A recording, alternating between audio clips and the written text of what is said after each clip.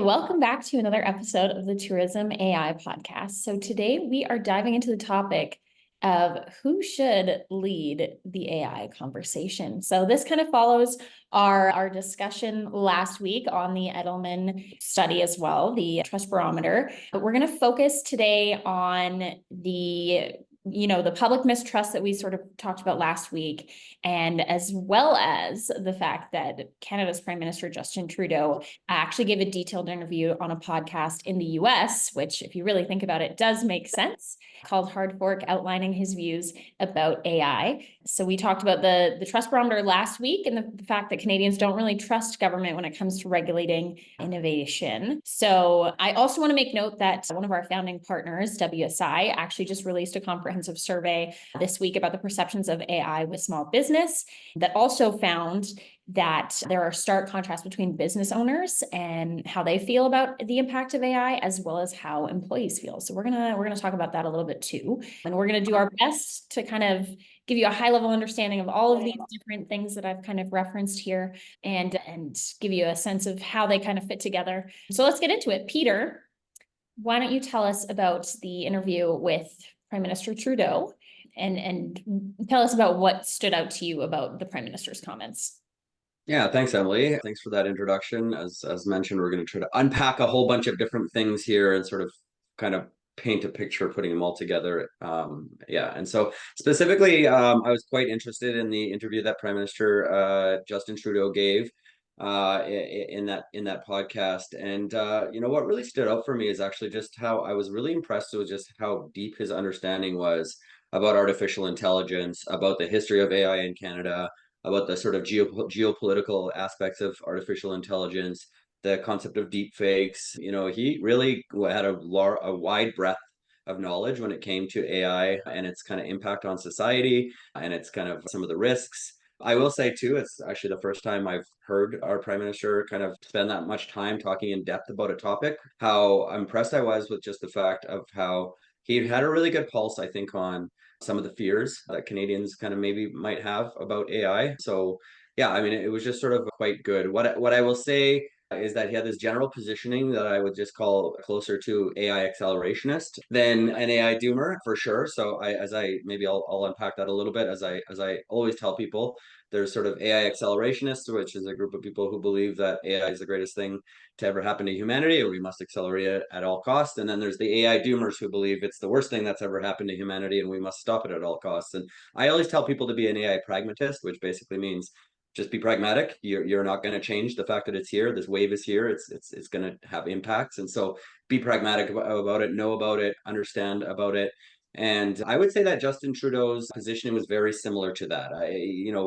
I'm saying he was more on the AI accelerationist side only from the perspective of as a really pragmatic perspective. So he talked about AI for good. So we will play a clip. I also think that AI for good is going to be one of the most powerful tools we have to counter the AI for bad that is going to be created by bad guys out there, and therefore easing off or saying, okay, well, let's slow this down because we don't understand all the consequences is probably not the right track, even though I can understand how appealing that would be to people. No, let's just figure it out and keep making sure that those of us who have what we consider to be positive values and thoughtful approaches that are benevolent or at least looking for positive outcomes are fully in the game with every new step of technology.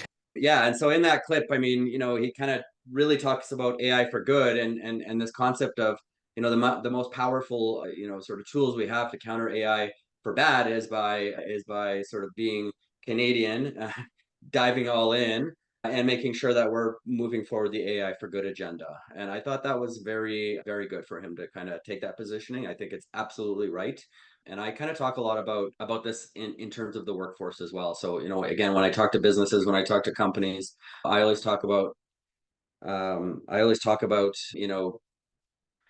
being part of the conversation, right? And don't let AI happen to you, because if you just let AI happen to you, it's not going to end up well. And so that's really what Justin Trudeau is talking about with respect to this concept of AI for good as well. It's his positioning is Canada, our Canadian values are good values.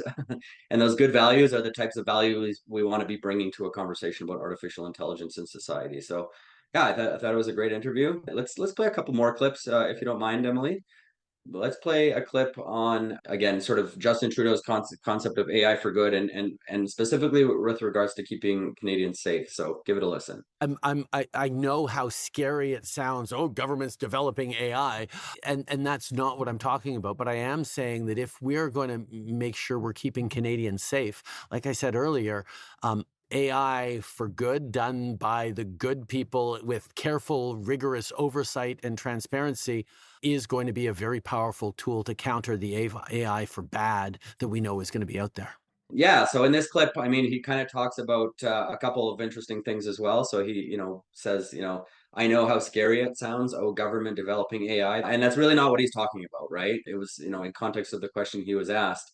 But again, I think what he's talking about is, sort of AI for good, done by good people. He talks about careful, rigorous oversight and transparency. Again, all of these things that the Prime Minister is talking about in this interview are very aligned with the types of things I talk about all the time when I'm talking to companies and industries about the conversations they need to have in their workplace. So yeah, I guess for me personally, it just sort of was nice to see the alignment, and nice to see that the Prime Minister is so well versed on this topic and that he's really actually given it so much thought. Why don't we play one more clip? And this clip, I think, Emily, I want to play mostly because of the context of this clip is the hosts kind of talk about AI is surprisingly Canadian. And so let's give it a listen. We're proud of Canada's early role in developing AI. We're right now fighting to make sure we keep our skin in the game, not just because it's so important and competitive, but because I do feel that the way Canadians approach things is a framework that we need to make sure that is part of AI as it develops. So just for context, this answer that Prime Minister Trudeau gave is, kind of talking about fighting to keep our skin in the game, why it's important not just to be competitive, but also, again, that Canadian approach and the Canadian framework. But I wanted to play this clip because I think a lot of people aren't aware of the facts. And so what came before this clip was a conversation about the history of Canadian sort of involvement in the AI space and the development of AI. And really, Canadians have been actually at the forefront and leading the AI revolution for like the last like 30 years at least, maybe 40 years. So a really long time. Some of the best AI researchers come out of Canada. Some of the best AI labs were developed here. And so I think it's important for Canadians to understand that context and that history, because we've been in this game for a long time. We are actually world leaders when it comes to AI in many different ways. And Prime Minister Trudeau's right here in terms of making sure that the Canadian values that we all believe have a very positive impact on the world are brought to the table when it comes to the conversation about AI in the world, right? And then I think similarly, I believe that many Canadian business leaders and many Canadian businesses also share those values. And so I think that businesses have a big role to play, and I think Canadians have a big role to play. So I think that's kind of maybe primes us well for a discussion on the next topic. Absolutely. I mean, the Prime Minister's comments, to your point, were very astute. But Peter, I'm wondering if you can tell us about how the Prime Minister's understanding contrasts with the public's perception of AI and government regulation as outlined in the Edelman Trust Barometer, just because we're not necessarily seeing those align. Yeah. So I mean, here's the challenge. And so I will say, as much as it was awesome to hear Prime Minister Trudeau speak so well on this topic, the problem is that people don't trust the government. And this has nothing to do with trust Justin Trudeau, really little to do with politics. This just has to do with the fact that trust for government right now is fairly low in Canada. So as we mentioned in the Edelman survey, report that we talked about last week, businesses are actually the most trusted entities in Canada currently. Governments are the least trusted entities in Canada. And if you're Indigenous, the stats are similar, but the trust is much lower. There's a lot of distrust. So, there's a problem there. And specifically, there's one part of the survey that I want to talk about, which is with respect to, distrust for introducing innovation into society. And just looking for it here. So it says, percentages of people who agree in Canada that government regulators lack adequate understanding of emerging technologies to regulate them effectively. So in other words, Canadians don't believe that governments have the knowledge and the know-how about AI, emerging technologies, but in AI specifically, I think in this case, to regulate them effectively. And what I will say, based on the interview that Prime Minister Trudeau gave, is I think he has a lot of knowledge. But I don't know if that's translating down into the public sector. I don't know if that's translating down into sort of the all governments. I certainly don't think it translates down to municipal governments, as an example. I'm not sure at the provincial level whether it sort of translates. So, government in Canada is big. There's a lot of different players when it comes to government in Canada. And so I think there's a lot of work to do for governments to show their understanding. And when we talk about government regulation, one of the things that bothers me the most when governments bring in legislation and do regulation is that they often do a poor job of communicating the why behind the regulation. And so it's often felt like, as a citizen, like, oh, here's some solution the government's bringing me. I don't even know what problem they're solving. And so, this all speaks to me the need to have this conversation in Canada and how important this conversation is. And yeah, and I think we just need to really kind of be talking about this everywhere, anywhere, as much as possible, which is, I guess, part of what we're trying to do here. Yeah, you're gonna watch us if you're watching, or maybe you can hear it too. You're gonna watch Peter and I struggle to stay away from getting too political, since we both have backgrounds in politics. But I mean, I think to kind of take it away from AI for just a second, but talk about trust. I think, from a political perspective, but also a nonpartisan perspective, we're all looking for the same thing. We all want good schools, strong healthcare system, innovation. Obviously, we want huge innovation for our country, our province, whatever it may be. But we all have different ideas of how to get there. So I think if we can have that conversation and build trust, Peter, with government, with businesses too, which is what we're going to kind of jump into in a second here, having those conversations, to your point, and talking about the why is really important. So even in your own business and your own organization, when you're chatting with your employees, keep that in mind. 100%. And I just want to maybe, again, just reiterate a couple points on the Edelman Trust Barometer. Kind of have to do with the fears that Canadians have expressed about various different things and sort of where this all fits together. But, obviously there's a lot of personal economic fears. So, job loss fears going up, sort of concerns related to inflation is higher, obviously, because inflation's been high. And, then there's the sort of existential fears, which is things like climate change, nuclear war, hackers, or whatever. And the interesting thing about the Edelman Trust Barometer is that the stats have really gone up. So 13% increase year over year between what people are calling their fear of information, the information war fear. So, foreign attacks on our media, deep fakes, all of this kind of stuff. And so, so when I think about those fears, things like information war fears, deepfake fears, sort of this type of stuff, and then personal economic fears, and then sort of general fears about AI, and we're going to talk about the next survey here, which is WSI survey, which in there they kind of talked about employees fear job loss.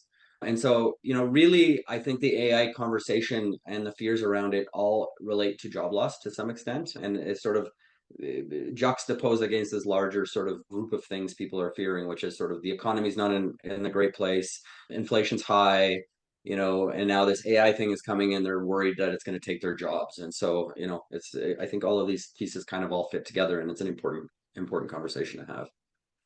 Absolutely. I think that's a nice segue. Why don't we jump into the WSI's survey about perceptions about artificial intelligence in small and medium-sized businesses.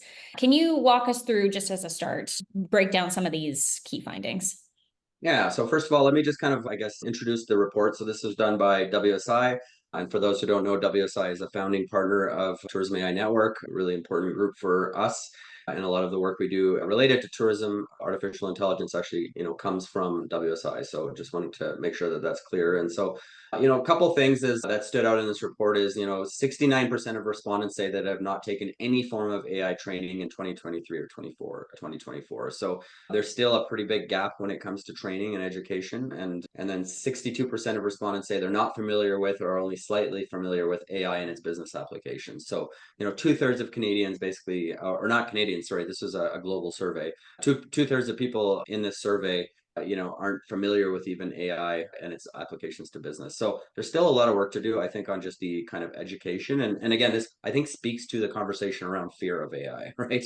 If people don't have education, they don't have knowledge, they're going to have fear, right? I mean, I think it just kind of makes a lot of sense, right? 72% of respondents say AI can help them meet their business goals in 2024. So this is sort of on the flip side. And I think probably that maybe is a little more skewed towards like business owners and things like that.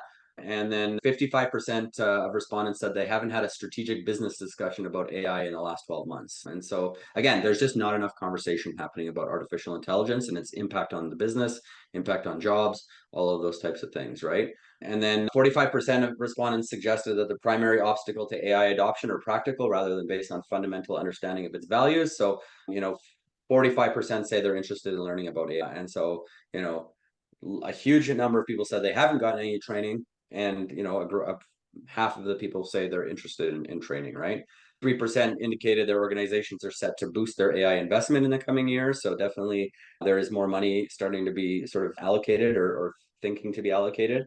And 63% are turning to external resources for AI adoption. So obviously businesses are reaching out and getting help. So that's kind of an important piece. Let me just find a couple more things here. So 83% of people say that they plan to aim to use AI or aim to increase their AI use over the next 12 months. So a huge number of people. And that really aligns with, I think, some of the other surveys we saw specifically related to the Microsoft and LinkedIn survey that showed that like 75% of people said they use AI at work. And in that survey, also 50% of those people said that they hide their AI use because their employers aren't talking about it. So I think we're trying to kind of paint a picture here and tell a story about the fact that people are starting to talk about and use and experiment with these tools, but there's not enough conversations happening at the sort of full business level, not enough formal conversations happening. And 73% think AI will impact their business in the next 12 months. So that's pretty significant. 50% of businesses seek to outpace their competitors with the use of AI. 34% anticipate AI will disrupt businesses. I think we'll kind of pause it there. There's a little bit more, so we'll put a link to the survey in the show notes if you want to read the whole thing. But definitely some interesting stuff. But there is, as some very specific things I want to talk about here next. Yeah, absolutely. There's one part in particular that I know you want to talk about in context of this broader conversation about who should lead the AI discussion. So can you tell us a little bit about that section? Yeah, so this is sort of the section that really stood out to me, and it's kind of, again, in context of this, who should lead the conversation. And so it's the role, distribution, in AI adoption. And so 65% in this survey of founders and business owners are more inclined to adopt AI to streamline operations and efficiency. And in comparison, when it comes to employees and individual contributors, they're much more concerned about how AI will impact their jobs. And so, business owners on the one hand are like, yeah, we got to do this. This is really important.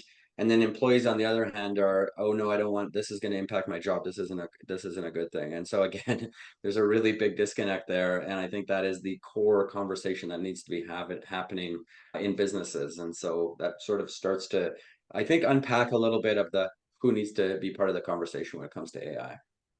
100%. I mean, there's a lot we could say about it. I mean, it's not like there's a power imbalance, but there sort of is, obviously, between owner and employee, and that's okay. We have hierarchies for a reason, and that's not necessarily a bad thing. But Peter, can you tell us a little bit more as a business owner how you're feeling about AI and sort of those different perspectives? Yeah. So, I mean, I want to actually have a conversation with you, Emily, since I'm the business owner and you're the employee. And I know we've been on this journey for a little while. So, I mean, what I'm going to say it like this. I'm all in on AI, and I'm going to point to one more statistics in the survey, which was like marketing and sales was seen as like sort of the first place that's going to be impacted and the place that's going to be impacted the most. And I've been having conversation with other marketing agency owners and other people in the marketing space, chief marketing officers, groups like that, and I'm going to tell you, marketing's under threat.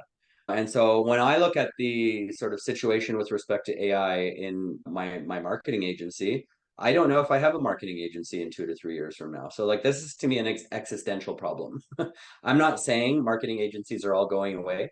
There's always going to be a role for marketing agencies, but the world of marketing is going to change very substantially. And I think, that's why I'm doing what I'm doing. I'm not sure what the future looks like, and I'm certainly not willing to just sit and see what happens, right? And so I've been, as you know, Emily, pretty gung-ho on this AI conversation, but I guess I want to maybe premise that by saying I've been really pushing the AI conversation in our marketing agency more because I think it's critical for us to be on top of this to even have a business in the next 3 to 5 years, or an evolving business that changes into something else. So for me, it's 100% existential. And so I'm curious, Emily, obviously as an employee, I will just say that probably you were a little bit hesitant at the beginning.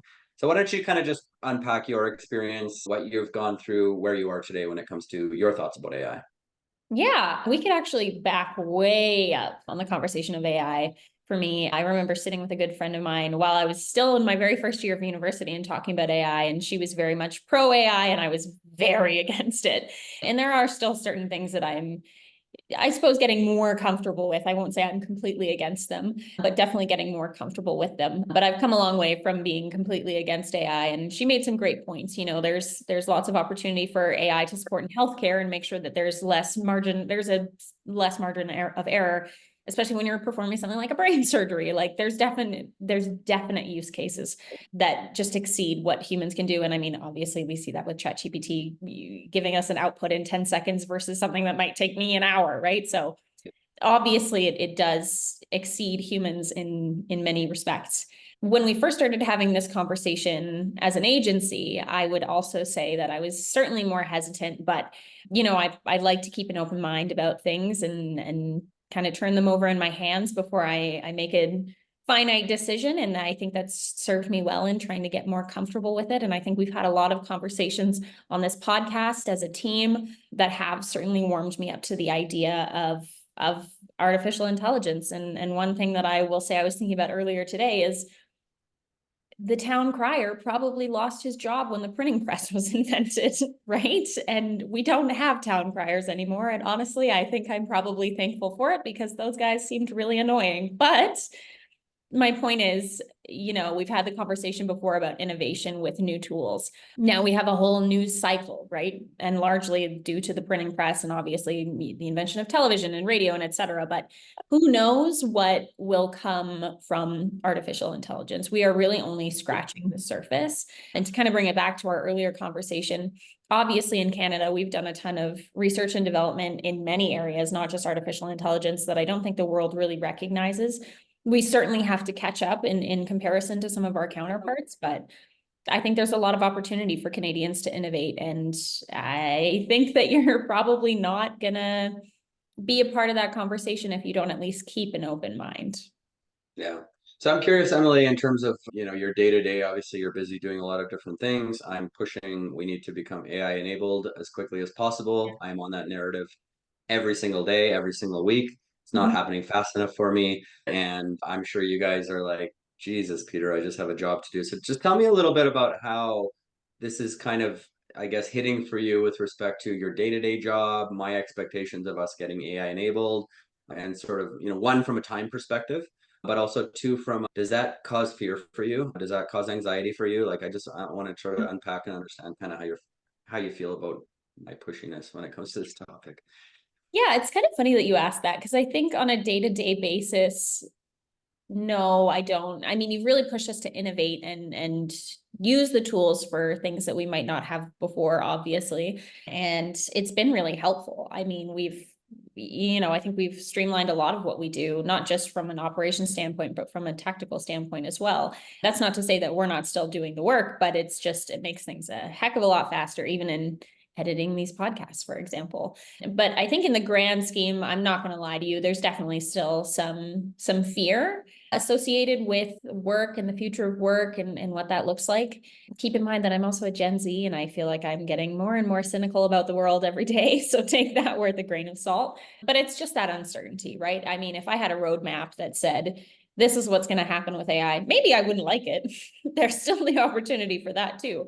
But at least that uncertainty piece wouldn't be there. And so I think there would be, well, maybe there wouldn't be less fear. Maybe I'm grasping at straws, but at least we would know what's kind of going on. But I think it really is right now, the fear comes from that uncertainty of what the future of work kind of looks like. But I mean, there's still opportunity there for things to go I mean, horribly wrong, but let's be optimists and say that it'll go really wonderfully. Yeah, yeah, and I'll just say too, as an employer, as a small business owner, I'm I'm motivated by that fear. I also am fearful. I also don't know what the future is going to bring. I also don't know the impact. As much as I'm an AI pragmatist, in some things I read and I'm like, man, we got to stop this. This is terrible.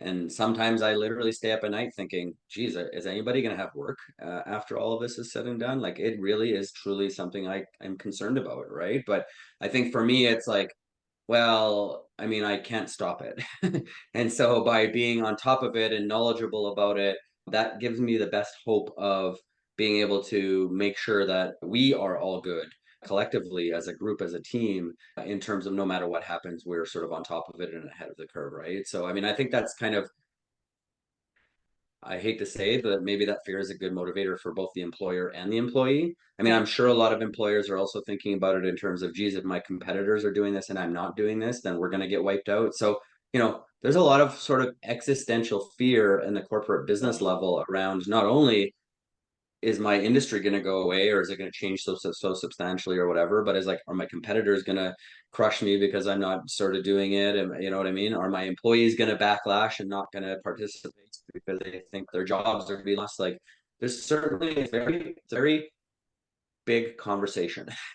And I think the number one fear I have, and the reason I wanted to have this conversation today, Emily, is because I don't think enough businesses are having these conversations formally. And, it's back to the question of this podcast is who should lead the AI conversation? And so why don't we try to unpack that a little further? Yeah, I mean, it's clear there's a lot of work to be done to bridge some of these gaps. And I think that conversations like the one you and I have just had are good and needed. And I think, I just as a note to those out there, people might not on your team, people might not have an open mind, and that's okay. That's just how they are. And I think you can kind of have those conversations accordingly, but just recognize that the fear it exists, right? And be cognizant of that and be sensitive to it, because I mean, when you're looking down the road and you don't know what your life is going to look like, it's harrowing. Like, take AI out of the equation. That's a scary thing for anybody. So just keep that in mind when you're having these conversations. Peter, what do you think about the role of businesses in leading the AI discussion, considering the trust issues highlighted in the Edelman report are kind of focusing more on government being less trustworthy and corporations actually being a little bit more trustworthy? Yeah. So exactly. So as mentioned, the Edelman survey certainly shows that corporations are more trustworthy. And so obviously, I think corporations have a big role to play here, right? Leaders have a big role to play here. There's sort of, one of the things in the Edelman survey talked about, people expect CEOs of corporations to sort of usher in change and be cognizant about not just changes to their business, but at the societal level. So there's an expectation of leaders and CEOs to do that at the corporate level. So I think corporations have a big role to play. I also think industry associations have a big role to play here. They are sort of the conglomerate, sort of the group that brings business together. And so, I think a lot of businesses, this is a really challenging place to sort of figure out. And so I think the industry associations can help by taking a leadership role and having kind of industry-wide conversations that can then become more company-wide conversations, right?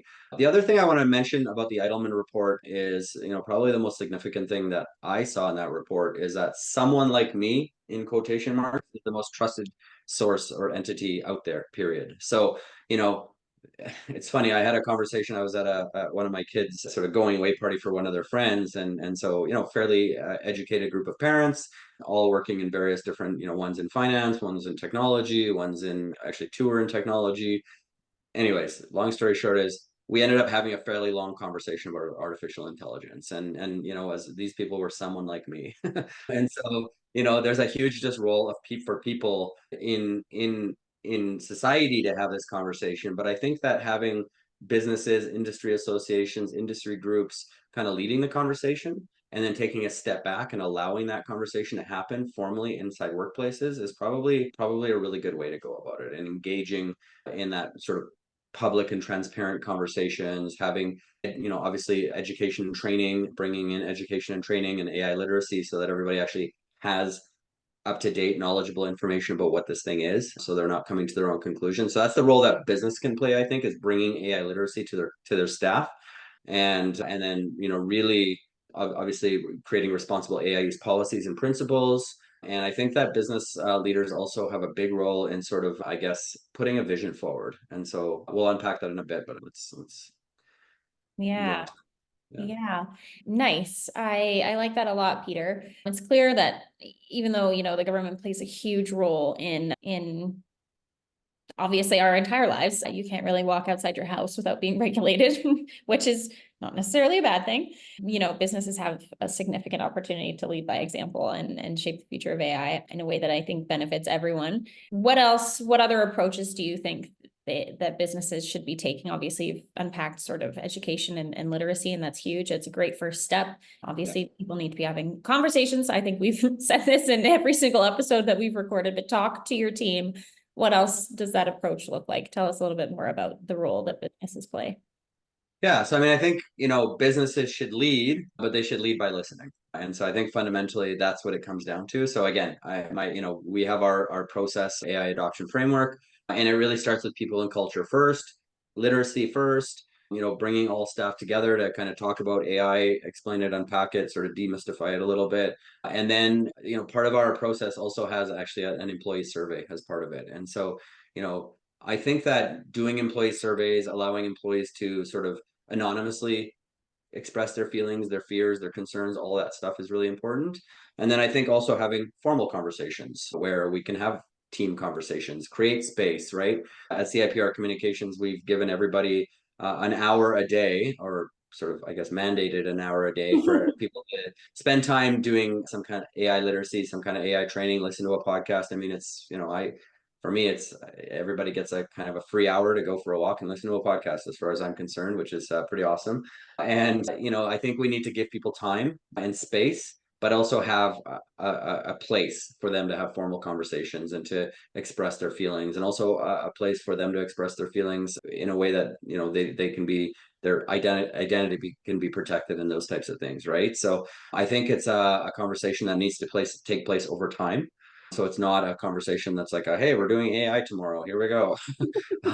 It needs to be brought in delicately and slowly, and then based on all of that feedback, based on everything we're hearing, then we need to develop AI policies and principles that sort of reflect back the fact that we heard the concerns, and that we're sort of pacing, I guess, at the same pace as our employees, right? So I think that's really important, right? Is sort of, I always talk about meeting people where they're at. And when it comes to the AI conversation, I think that's probably the most important thing we can think about. Meet people where they're at. And so I think if businesses do it like this, slowly, methodically, carefully, with the right discussions, then I think we can kind of actually move this conversation forward in a productive way, and continue to see Canada be the AI leaders that we've been for the last 50 years. Nice. I think that's a good note to end it on. I think it's hopeful, demonstrates our leadership as a country, and I think we can keep on keeping on, especially with leaders like Peter in the tourism space and the AI space. So I think we have a lot to be hopeful for. Thank you, Peter, for the insightful discussion today. Thank you, Emily. Thanks for tuning in to another episode of the Tourism AI podcast. To learn more about the network or get involved, visit our website at tourismainetwork.com or find us on socials at Tourism AI Network. We'll see you there.